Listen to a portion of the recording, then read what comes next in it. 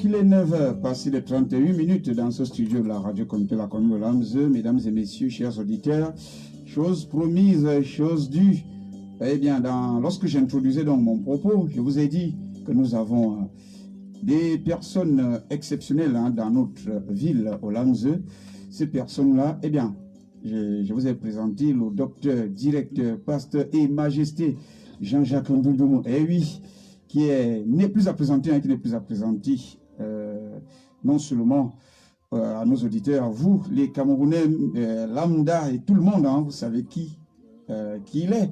Mais dans ce studio, il sera donc en posture d'invité, il sera donc, nous allons le recevoir comme homme de Dieu, messager de la bonne nouvelle. Donc, pasteur Jean-Jacques Ndoudoumou, bonjour et merci d'avoir accepté donc cet entretien à la radio Nkounam FM. Bonjour et bonjour à tous nos auditeurs qui nous écoutent et que Dieu vous bénisse tous. Amen. Le pasteur n'est pas venu tout seul. Nous avons également un autre homme de Dieu qui est donc dans sa suite. C'est bien le pasteur Essam Pierre Armand. Bonjour à vous et soyez la bienvenue dans ce studio de Nkounam FM. Merci, bonjour à vous et bonjour également à tous ceux qui nous écoutent. Et que le Seigneur vous bénisse. Amen. Eh bien, l'évangéliste Mandene Pierre, qui est toujours, qui est généralement avec nous ici, qui anime des tranches d'animation ici, qui a une émission également. Mandene Pierre, évangéliste. Bonjour à vous. Bonjour, une fois de plus. Shalom, shalom, shalom. D'accord. 658 50 91 52, 657 81 49 19. Si vous voulez donc poser une question qui tourne autour de l'Église universelle, je le précise, qui tourne autour de l'Église universelle, eh bien, vous avez la crème de la crème dans ce studio, vous pouvez donc le faire. Vous qui nous regardez par le biais de notre page Facebook, eh bien, vous pouvez également écrire tout simplement la question. Je me fais un plaisir de lire et de transmettre votre suggestion, votre préoccupation, votre réaction. Eh bien, je vais me faire un plaisir donc de transmettre cela à qui de droit. Bien, nous allons directement, parce que le temps nous tient à la gorge. Pasteur Jean-Jacques Ndoudoumou, la première question que je vais vous poser. Vous êtes directeur, vous êtes docteur, vous êtes majesté, vous êtes pasteur. Toutes ces casquettes-là, comment faites-vous pour vous en sortir? Vous savez qu'avant la fondation du monde, Dieu avait décidé de créer chaque être humain. Et chaque être humain a sa destinée. D'accord. Ce qu'il doit venir faire sur la terre. Dieu ne crée pas quelqu'un, ne l'envoie pas sur la terre pour rien. Donc il faut savoir que chacun de nous a une grande destinée que Dieu a préparée pour chacun. Et le plus important, c'est de pouvoir découvrir cette destinée. Et je ne veux pas faire de développement, mais je dois dire que c'est le Saint-Esprit qui finit par révéler à chacun sa propre destinée. D'accord. Quand tu as compris qu'il y a un Dieu qui t'a créé, qui t'a réservé d'avance des choses que tu dois venir faire sur la terre et que tu te soumets à ce Dieu-là, lui-même te tient par la main. D'accord. Alors, je dois dire que plusieurs casquettes, oui, c'est en réalité la fonction la plus importante, c'est celle d'être fils de Dieu à son service. D'accord. Tout le reste Amen. découle de cette fonction principale qui est d'être serviteur de Dieu, fils de Dieu. Et je crois que quand nous lisons notre Bible, nous voyons beaucoup d'exemples où Dieu a utilisé ses enfants à de grandes responsabilités. Nous avons par exemple Daniel, qui était un fils d'esclave, mais regardez qui est devenu le premier plus grand conseiller d'un roi païen qui s'appelait Nebuchadnezzar. Ses enfants ont continué de le garder. Pourquoi? Parce qu'il craignait son Dieu, il savait qu'il y avait son Dieu, et Dieu lui révélait tellement de choses, même des mystères. Le roi rêvait, et Dieu lui disait quel était le rêve et le sens de ses rêves. Et il expliquait. Voilà pourquoi il a eu cette place. Et je crois que tout vient de Dieu. D'accord. Et quand tu as compris cela, quand Dieu te donne quelque chose à faire, il te donne la capacité également de le faire. Depuis 1992, moi j'ai été consacré pasteur, mais peu de gens ne le savaient pas. Les gens me connaissaient comme administrateur, tout à fait. Beaucoup moins que pasteur. Non, je suis passé depuis 1992. Parce qu'il semble que certains disent que mais C'est quand il a quitté la fonction publique qu'il est devenu pasteur. Non. Donc, quand tu sers ton Dieu, chaque chose que tu dois faire pour servir les autres, il te donnera les capacités de le faire. Voilà pourquoi j'ai été dans l'administration camerounaise. Je continue d'ailleurs à la servir d'une manière ou d'une autre. Tout à fait. Et puis dans mon village, je ne suis pas fils de chef, mais le village a décidé, à la mort de mon prédécesseur, qu'il me désignait comme chef du village pour conduire le village au vu de ce que je faisais déjà pour ce village. D'accord. Donc, je suis devenu chef en 95. J'étais déjà pasteur. Et toutes les fonctions que j'ai occupées dans l'administration, ben, je les ai assumées. Je crois que le Saint-Esprit m'inspirait parce que je suis passé à des services où je devais créer. C'est-à-dire, on crée une structure, on ne sait même pas comment elle va fonctionner. On m'envoie là-bas un programme de gouvernance. On ne savait même pas ce que c'est que la gouvernance à l'époque au Cameroun, coordonnateur. Agence de régulation des marchés publics. Pour la première fois en Afrique, on crée une agence qui s'occupe des marchés publics. Il fallait créer. Mais je vous dis que l'Esprit de Dieu sait tout. Jésus nous avait dit que je vous l'enverrai. Il vous enseignera toutes choses. Donc, c'est Dieu qui me donne donc la capacité d'assumer toutes ces responsabilités sans aucun problème. D'autres disent qu'un chef ne doit pas être pasteur. Un chef ne doit pas être pasteur. Je leur dis non. Sur la nouvelle alliance, nous sommes rois et sacrificateurs. Jésus même est roi et sacrificateur. Tout à fait. Ça, c'est l'ordre de Melchizedek. Chez les Juifs, avant, les rois descendaient d'une famille Juda. Les sacrificateurs descendaient d'une famille Lévi. Mais quand Jésus vient, il est de Juda. Et bien, les Juifs disaient, mais il est de Juda, comment peut-il être sacrificateur? Alors l'explication a été donnée dans le livre hébreu que non, il est de l'ordre de Melchizedek. Et quand on lit qui était Melchizedek, il était à la fois roi et sacrificateur. Et c'est ce que le chrétien est. Parce que nous sommes appelés à régner avec le Seigneur Jésus. Nous sommes en même temps des sacrificateurs pour servir Dieu, aider les hommes à connaître Dieu. Voilà pourquoi j'assume ces fonctions avec aisance. Avec aisance et beaucoup de joie et beaucoup de plaisir. Amen. Merci. Voilà, mesdames et messieurs, hein, je vous ai donné les codes d'accès, hein, même s'il est vrai que le temps nous tient à la gorge. Eh bien, l'Église universelle, Jean-Jacques Ndundoumo, pasteur, dites-nous un peu, en 2 mots, l'Église universelle, c'est quoi? L'Église universelle de Dieu a été créée au début des années 1900. D'accord. C'est vers 1924 aux États-Unis. En bref, c'est une église qui tient à observer tout ce que Dieu a prescrit.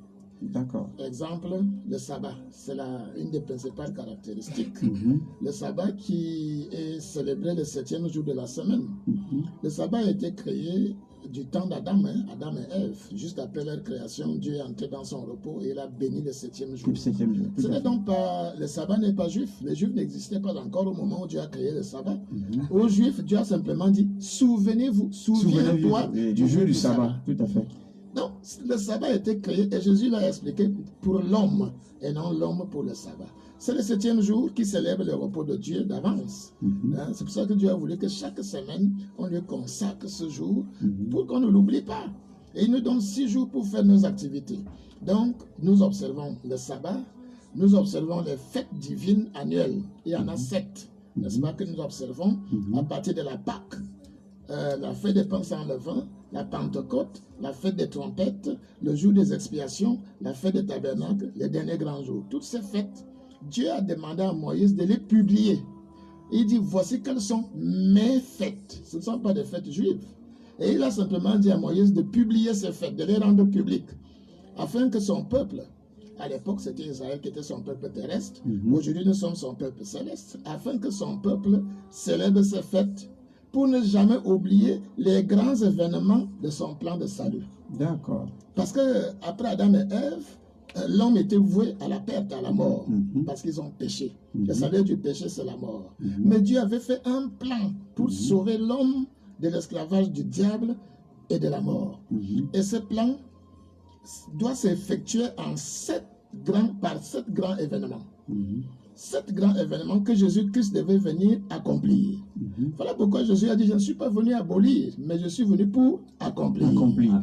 Et maintenant, ces 7 fêtes quand il les a donnés, nous sommes vers les 2000 ans avant la naissance de Jésus, hein, ça célébrait des événements à venir, toutes ces fêtes, à des dates précises.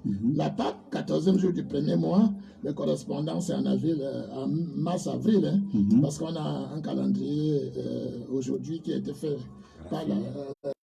qui a été changé, mais le calendrier divin existe, on le connaît.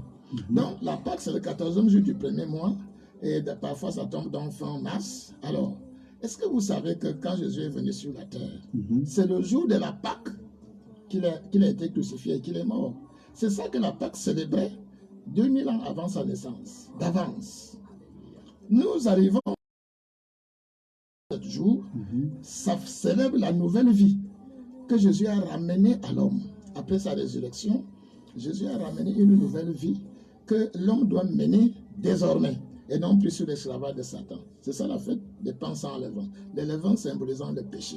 Maintenant, la Pentecôte, c'est le Saint-Esprit qui remplit les 120 disciples à Jérusalem. Ça, c'est la réalisation. Et l'Église naît ce jour-là. Et en même temps, vous avez entendu parler de la nouvelle naissance. Il y a eu la nouvelle naissance de presque 3000 personnes qui étaient là. L'Église est donc née. Et il y a ce qu'on appelle la nouvelle création.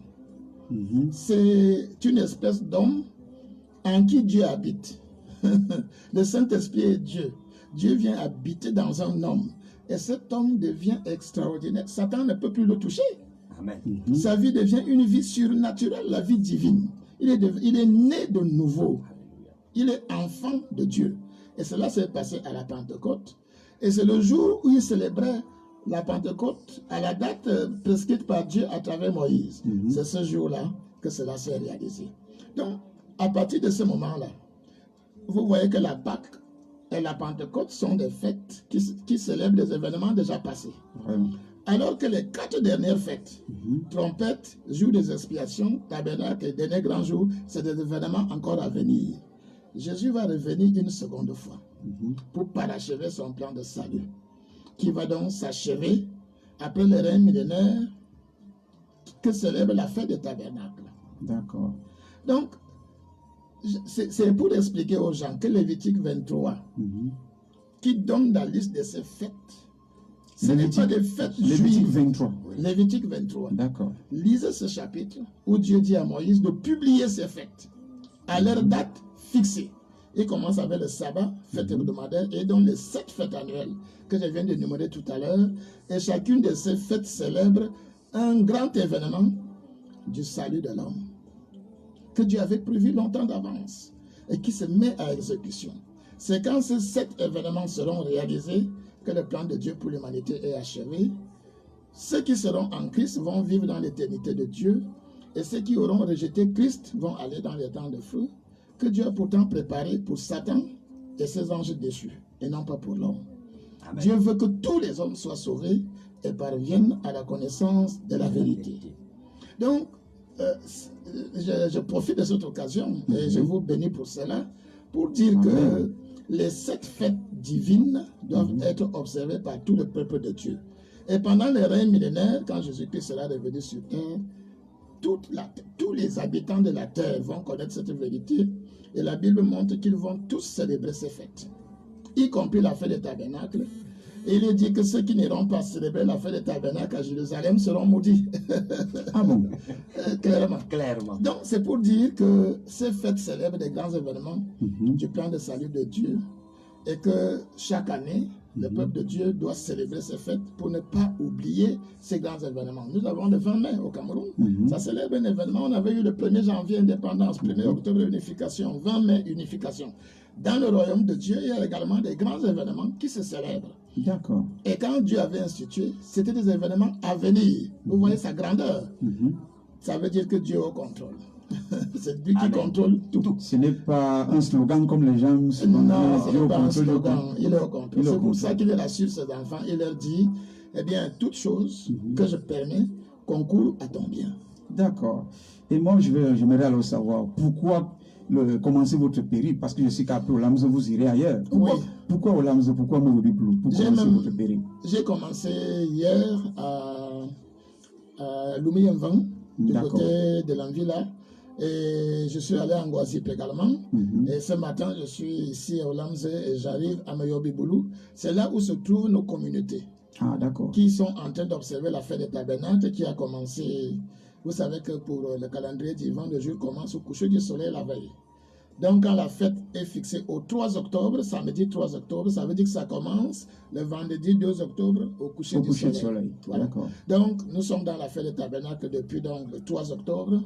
Ça s'achève le 9 octobre.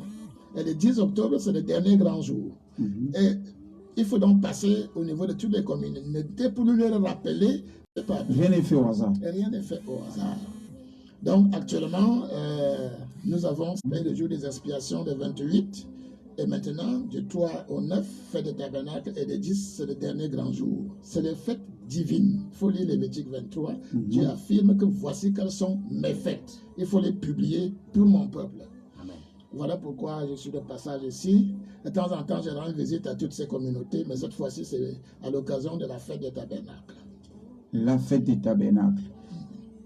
L'Église universelle de Dieu, vous avez dit, hein, ça a été créé dans les années 1900 aux États-Unis. C'est ça.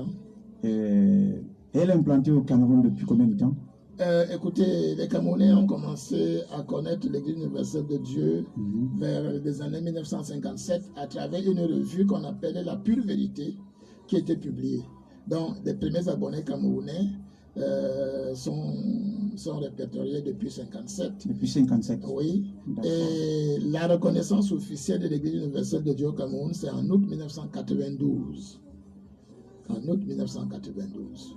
Mais avant cela, n'est-ce pas, vous savez, nous sommes dans un État qui respecte le droit des religions, de croyance, la liberté de croyance. Avant cela, on se retrouvait quand même. On avait fait un dossier et en août 1992, le décret présidentiel a donc reconnu cette église au Cameroun et j'en suis le principal responsable depuis lors. Depuis 1992, je vois que cette date coïncide aussi avec votre ordination. Est-ce que c'est aussi une prophétie? Pouvez-vous nous parler de cela? C'est la main de Dieu. J'étais à un séminaire aux États-Unis dans le cadre de cette église-là. Dont j'ai été consacré pasteur. Et quand je suis revenu, quelques mois après, il y a eu la reconnaissance. Donc c'est la main de Dieu. Un dossier qu'on avait introduit quelques années avant. Mais c'est à mon retour des États-Unis que Dieu a ouvert les portes officiellement pour que cette église s'implante. Et nous avons dans des communautés dans le centre, à Yaoundé, nous avons dans le littoral, nous avons dans le sud. Nous avons même au nord, à l'extrême nord, on a des communautés partout qui en ce moment observent la fête des tabernacles. À tous, je leur souhaite une très joyeuse fête. Amen. D'accord. Nous n'allons pas vous retenir trop longtemps.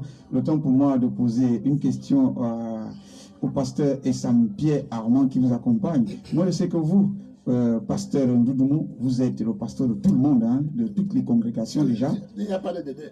C'est très bien parce que le corps de Christ est un. D'accord. Le corps de Christ est un. C'est les hommes qui ont créé des dénominations. Tout à fait. Mais le Christ connaît ce qui lui appartient. Voilà. Que tu sois chez les catholiques, adventistes, protestants, non, si tu as la foi en Jésus-Christ et si tu obéis dans la mesure de ta compréhension à ce qu'il dit, tu es son enfant et il viendra bientôt te prendre. Parce que nous attendons l'enlèvement qui est imminent. Christ vient bientôt enlever les siens. Donc vous avez bien fait de parler de passer de tout le monde. Moi, je suis du corps de Christ. Je vous ai du corps du Christ. Voilà. D'accord. Pasteur Essam-Pierre Armand, pouvez-vous nous parler un peu, hein, vous êtes implanté dans quelle partie du pays? Ok, je suis le responsable régional de l'Église universelle. Donc, je suis implanté, n'est-ce pas, plus précisément à Ibolova. À Ibolova, d'accord. Et si je peux me permettre de vous poser la question, comme vous êtes le coordonnateur régional, comment se porte alors l'Église universelle dans la région du Sud? L'Église se porte très très bien, parce que la Bible déclare qu'une âme, lorsqu'une âme est sauvée sur la terre, il y a fête au ciel. D'accord. Si aujourd'hui nous prenons la route, n'est-ce pas, pour Meyobiboulou, retrouver, n'est-ce pas, un peuple qui a été, n'est-ce pas, acquis pour Dieu, nous croyons que c'est une grande chose dont l'Église se porte très très bien. D'accord. Merci, hein. Je sais que vous êtes très occupé et vous êtes dans la journée, hein. c'est pour nous un plaisir d'avoir partagé donc ces moments avec vous. Pasteur Doudou, je vais vous poser une question, celle de savoir si il arrive que vous recevez une invitation, par exemple, d'une église catholique, comme vous avez parlé, Oui. serez-vous prêt à chausser votre toge et aller prêcher dans une église Je catholique? l'ai déjà fait. C'était pas peut-être chez les catholiques, mais c'était chez les pentecôtistes. Oui. Je suis souvent invité à des églises pour annoncer la bonne nouvelle. Surtout qu'il y a un volet prophétique. L'Esprit nous a montré beaucoup de choses au niveau prophétique. Tout à l'heure, j'aurais dû préciser que la fête des trompettes célèbre l'enlèvement. Jésus viendra d'abord enlever les siens. Avant 7 ans de grandes tribulations qu'il y aura sur la terre. Après, il revient donc dans la gloire et la puissance. C'est ce que célèbre le jour des expiations. D'accord. Et la fête des tabernacles célèbre les 1000 ans du règne de Dieu sur la terre. Justement, c'est la question que j'allais vous poser, que la fête des tabernacles vous fêtez aujourd'hui. Oui. Ça tourne autour de quoi? Quel est le prétexte? Ça célèbre d'avance, D'avance, oui. le règne de Dieu rétabli par Jésus-Christ. Et Jésus-Christ va régner avec les siens sur la terre pendant 1000 ans. Auparavant, il aura enchaîné Satan avec ses anges déchus. Donc, le royaume de Dieu de 1000 ans va se passer dans la paix. Et la terre entière sera couverte par la connaissance de Dieu. D'accord. Tout cela est révélé dans les livres d'Apocalypse, n'est-ce pas? Jésus avait montré à Jean les choses qui vont arriver. Et la fête des tabernacles célèbre donc ces 1000 ans. Et après les 1000 ans, il y a le jugement dernier pour ceux qui ont refusé Jésus. Et maintenant, c'est le nouveau commencement. Le nouveau commencement est célébré par les derniers grands jours. Et dans le nouveau commencement, il y a des choses extraordinaires. C'est-à-dire que la nouvelle Jérusalem va descendre du ciel sur la terre. Le Père lui-même va descendre pour venir sur la terre. La terre va devenir le centre de l'univers. Le règne qui commence après les millénaires sur la terre, c'est un règne sur tout l'univers, de Christ et de ses saints. Évidemment, les anges seront là pour continuer leur service auprès des enfants de Dieu. Merci. Merci, pasteur Jean-Jacques Doudou. Le temps pour jeter juste un coup d'œil. Si nous avons des questions sur notre page Facebook, nous allons observer une ponctuation musicale. Il est bon de louer Dieu. Alléluia. Il est bon de louer Dieu. Alléluia. Il est bon de louer Dieu. Alléluia.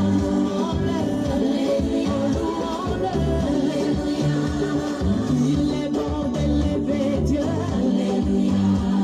Il est bon d'élever Dieu. Alléluia. Il est bon d'élever Dieu. Retour dans ce studio, après dans cette ponctuation musicale de Jean-Jacques Ondoa qui s'occupe donc de la technique. Nous avons toujours nos invités, à savoir Saint-Pierre Armand qui est pasteur, qui se trouve du côté des boulevards. Voilà. Nous avons également le pasteur Jean-Jacques Doudou, lui qui se trouve partout où on cite le nom du Christ. Retenez tout juste comme cela. Voilà, un auditeur ou bien un téléspectateur qui nous regarde depuis, lui se trouve voilà, depuis la France. Vous voyez donc cette question, celle de savoir à quand la construction d'une chapelle digne de ce nom à Oulamzé. Eh bien, c'est une question très pertinente. C'est une question très pertinente. Oui. Je peux simplement lui dire qu'à partir du moment où il y a déjà les enfants de Dieu à Oulamzé, il faut bien qu'ils aient un endroit où ils devront aller se dévouer, faire leur culte pour leur Dieu. Ce sont des projets que nous avons partout où il y a déjà des groupes qui se sont formés. Donc, nous avons commencé à le faire à Lumienvang. Nous avons commencé à Ebolova, on a un certain nombre de matériel. C'est un projet, Dieu pourvoira. Je ne peux pas donner de date, mais c'est un projet. Il en sera de même à Meyovi Boulou. Mais à ce moment-ci, n'est-ce pas, Pierre a déjà quand même un endroit où il réunit le groupe. Il se rencontre régulièrement, n'est-ce pas, le sabbat ou les fêtes, soit de simples jours pour faire leur prière. Mais la construction d'une vraie chapelle, c'est un projet. C'est un projet. Et nous lançons un appel, n'est-ce pas, à tous les enfants de Dieu, Oui. qu'ils sachent que nous avons ce projet et qu'ils peuvent servir d'instrument pour Dieu pour que ce bâtiment soit construit. Soit construit. L'Église universelle, vous pouvez donc nous confirmer que les 7 fêtes divines sont bel et bien observées au sein de l'Église universelle du Christ. Oui, pas seulement au sein de l'Église universelle de Dieu, mais il y a d'autres enfants de Dieu qui observent ces fêtes-là. Vous savez, c'est normal que les autres n'observent que les fêtes qui sont déjà réalisées. Vous voyez, presque toutes les églises chrétiennes observent la Pâque. Bon, ils n'observent pas la fête des pains sans levain. Peut-être qu'ils n'ont pas encore la signification. Et ils pensent que comme il y a sans levain... Même dans la Bible, hein, il dit « Mon peuple périt, faute de connaissance. faute de connaissance ». Moi, par exemple, moi, je me reconnais. Voilà. Je suis chrétien, mais je ne savais pas qu'il y avait une fête qui s'appelait Fête des Tabernacles. Voilà, par exemple. Voilà. Donc, la Pentecôte aussi, tout le monde sait qu'elle a été réalisée à Jérusalem 10 jours après la montée du Seigneur pour repartir au ciel. Presque toutes les congrégations chrétiennes célèbrent. Mais les 4 autres fêtes qui célèbrent des événements à venir ne sont pas connues, malheureusement. Mais à ce propos-là, est-ce que vous pouvez aider un peu, parce que c'est qu'il y a des auditeurs qui nous suivent, Voilà. est-ce que vous pouvez un peu les situer un peu? Voilà, Parce que je voudrais les situer. Oui, par Parce exemple, que- la fête, par exemple, comme la fête des tabernacles. Oui, alors peut se- la fête des tabernacles, Oui. j'ai indiqué qu'il faut lire Lévitique, Voilà, chapitre Lévitique. 23, Voilà, où des précisions sont données même sur les jours où il faut observer ces fêtes. d'accord. Et la signification de ces fêtes, jusqu'à la Pentecôte, c'est connu. Mais à partir des trompettes, il faut savoir que la fête des trompettes célèbre l'enlèvement, L'enlèvement. que D'accord. Jésus viendra. Enlever, Il viendra enlever enlever les siens. D'accord. Voilà. Parce qu'après l'enlèvement, il y a 7 ans de tribulation sur la terre. La colère divine va s'abattre sur les habitants qui ont rejeté Jésus. Jésus vient enlever d'abord ceux qui sont en lui. Pourquoi? Parce que lui, il avait déjà subi les châtiments à leur place. À la place. D'accord. Donc, il n'y a pas double emploi. Il vient donc d'abord les enlever. D'accord. Maintenant, ceux qui restent, ils vont passer des moments très difficiles. Il faut lire l'Apocalypse à partir du chapitre 6. Vous allez voir que les gens chercheront à mourir et ne pourront pas. Ce sera vraiment très difficile. Et ceux qui oseront à ce moment-là dire qu'ils croient en Jésus seront égorgés et décapités. La Bible est claire là-dessus. Donc, il vaut mieux être enlevé. Maintenant, il y a le jour des expiations. C'est le retour glorieux de Jésus accompagné de tous ses saints. Clairement décrit dans Apocalypse 19, à partir du verset 11. Clairement décrit, c'était prophétisé par Zacharie, Zacharie 14, qui dit que ce jour-là, il revient en compagnie de ses saints et des anges aussi. D'accord. Alors, pour que les saints reviennent avec lui, il faut d'abord qu'ils aient été enlevés. Et ils vont revenir. Et qu'est-ce qu'ils vont faire? Ils vont vaincre tous les ennemis de Dieu. Et il y a un homme qui s'appellera la bête, et il y a le faux prophète. Ils seront jetés vivants dans les temps de feu. Et Satan sera lié pour 1000 ans. Apocalypse 20, les 3 premiers versets parlent de Satan qui est enchaîné, qui est jeté dans un abîme, qui sera fermé et scellé pour qu'il ne séduise plus les nations pendant les 1000 ans que va durer le règne de Dieu sur la terre.